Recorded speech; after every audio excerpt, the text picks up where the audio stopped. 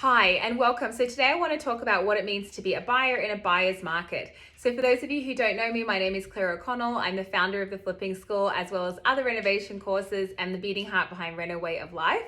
And it's really important whether you're buying a house to flip or just to live in yourself, to know what kind of market you're in so you can identify how you react to the market needs. So being in a buyer's market is actually a nice place to be when you're buying a house.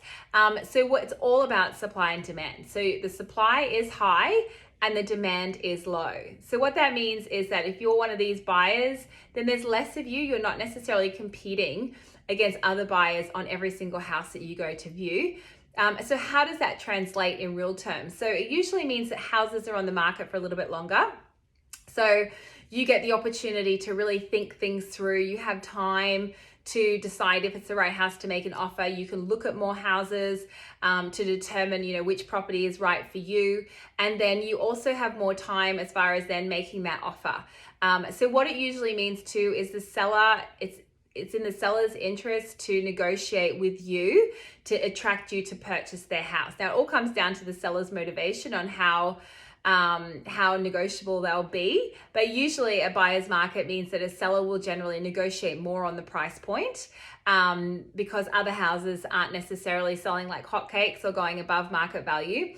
And usually it means that they sit on the market for a little bit longer, which I mentioned. So when you go in with your offer, you can be a little bit more aggressive in what you're asking for. So as far as, contingencies, settlement dates, all of those sorts of things that you might want to put in an offer, you can basically put everything on the table that you want out of this house.